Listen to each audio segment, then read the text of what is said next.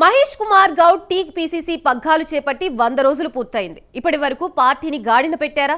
అసంతృప్తులు చల్లారాయా? శ్రేణుల్లో నమ్మకం కలిగించారా? నేతగా నిరూపించుకున్నారా? 100 రోజుల్లో ఆయన సాధించిందేంటి?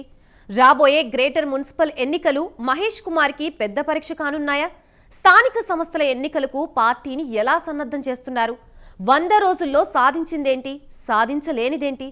దీనిపై ప్రైమ్ 9 ప్రత్యేక కథనం.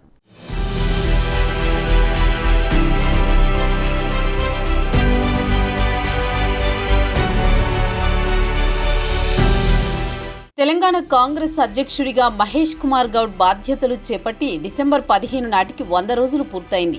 ఈ ఏడాది జూలై 7తో అప్పటి వరకు పీసీసీ చీఫ్గా ఉన్న సీఎం రేవంత్ రెడ్డి పదవీ కాలం ముగియడంతో అధిష్టానం మహేష్ కుమార్ గౌడ్కి అవకాశం ఇచ్చింది.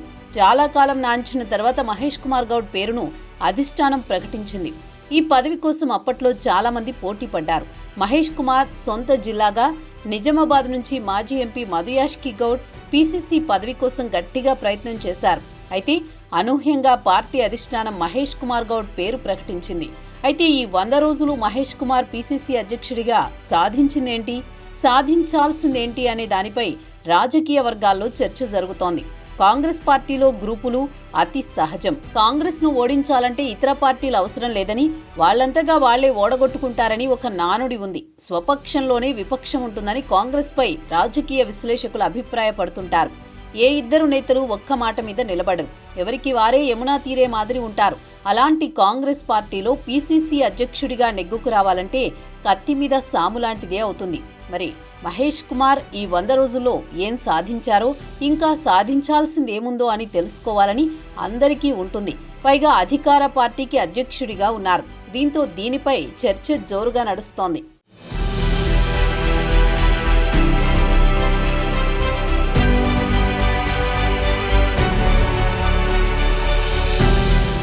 మహేష్ కుమార్ గౌడ్ టీపీసీసీ అధ్యక్షుడిగా పదవీ బాధ్యతలు స్వీకరించినప్పటి నుంచి నేతలందరినీ కలుపుకుపోతున్నారు. ముఖ్యంగా సీనియర్లను స్వయంగా వెళ్లి కలిశారు. పార్టీని క్షేత్రస్థాయిలో బలోపేతం చేయడానికి పార్టీ నేతలతో, క్యాడర్తో సమీక్షా సమావేశాలు నిర్వహించారు.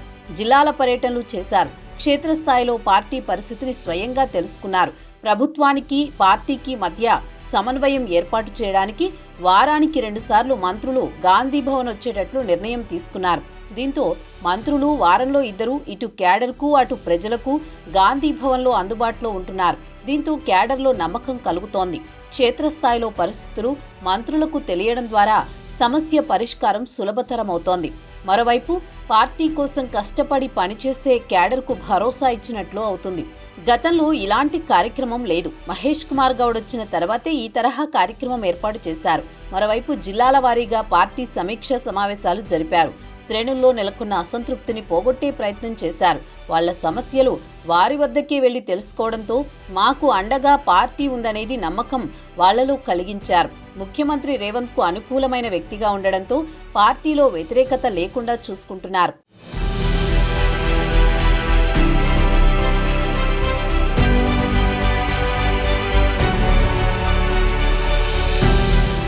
ప్రభుత్వంపై, పార్టీపై విపక్షాలు చేస్తున్న విమర్శలను, ఆరోపణలను ఎప్పటికప్పుడు తిప్పికొడుతున్నారు. అదే క్రమంలో పార్టీ అధిష్టానంపై తన విధేయతను చాటుకుంటున్నారు.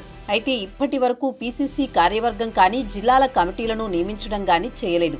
దీంతో మహేష్ కుమార్ గౌడ్కు ఇది మైనస్గా చెబుతున్నారు రాజకీయ విశ్లేషకులు. కాంగ్రెస్ పార్టీలో కమిటీలంటే మామూలు విషయం కాదు. సామాజిక, ఆర్థిక సమతూకం పాటించాలి. అసమ్మతి లేకుండా చూసుకోవాలి. పైగా అధిష్టానం అనుమతి అవసరం ఉంటుంది. పీసీసీ అధ్యక్షుడి నియామకాన్ని ఆలస్యం చేసిన అధిష్టానం పీసీసీ కమిటీకి అంత త్వరగా నిర్ణయం తీసుకుంటుందని ఎవరూ ఊహించరు. ప్రస్తుతం పాత కమిటీనే కొనసాగిస్తున్నారు. ఈ రోజు, రేపు అంటూ నేతలను ఊరిస్తున్నారు తప్ప పీసీసీకి, జిల్లాలకు కమిటీలను మాత్రం వేయడం లేదు. మరోవైపు రాక పార్టీ అధికారంలోకి రావడంతో పదవులపై ఆశ పెట్టుకునేవారు అధికంగా ఉంటారు. పైగా అధికారంలో ఉన్న పార్టీ. దీంతో ఆచితూచి అడుగులు వేస్తుంది అధిష్టానం. ఇంకా పీసీసీ కమిటీ వేయకపోవడం మహేష్ కుమార్కు మైనస్గానే చెబుతున్నారు రాజకీయ విశ్లేషకులు.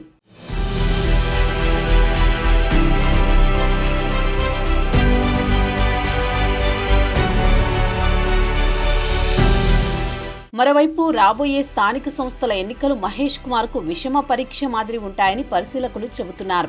పీసీసీ పగ్గాలు చేపట్టిన తర్వాత జరిగే మొదటి ఎన్నికలు కావడంతో వీటిని ఎంతో ప్రతిష్టాత్మకంగా భావిస్తున్నారు మహేష్ కుమార్ గౌడ్. ఇప్పటికే గ్రేటర్ హైదరాబాద్ మీద దృష్టి సారించిన మహేష్ గ్రేటర్ నేతలతో సమీక్షలు జరిపారు. గత అసెంబ్లీ ఎన్నికల తర్వాత 6 నెలలకు వచ్చిన లోక్సభ ఎన్నికల్లో కాంగ్రెస్ పార్టీ అనుకున్నంత విజయాలు అందుకోలేకపోయింది. ఇదే క్రమంలో బీఆర్ఎస్ ప్రభావం కోల్పోవడం, బీజేపీ పుంజుకోవడం గమనించదగ్గ పరిణామంగా చెబుతున్నారు రాజకీయ విశ్లేషకులు. ఏది ఏమైనా పీసీసీ అధ్యక్షుడిగా మహేష్ కుమార్ గౌడ్ పనితీరును అప్పుడే అంచనా వేయడం కరెక్ట్ కాదని పరిశీలకులు చెబుతున్నారు. స్థానిక సంస్థల ఎన్నికలు జరిగిన తర్వాత అంచనా వేస్తే తెలుస్తుందని అంటున్నారు. అయితే పీసీసీ చీఫ్గా పార్టీలో కొన్ని వినూత్న కార్యక్రమాలు చేపట్టారు. నిత్యం పార్టీ ఆఫీస్ గాంధీ భవన్లో క్యాడర్కు, ప్రజలకు అందుబాటులో ఉండే మహేష్ కుమార్పై ఇప్పటి వరకు అసంతృప్తి లేదని అంటున్నారు. చూడాలి మరి స్థానిక సంస్థల ఎన్నికల్లో పార్టీ పరిస్థితి ఎలా ఉంటుందో.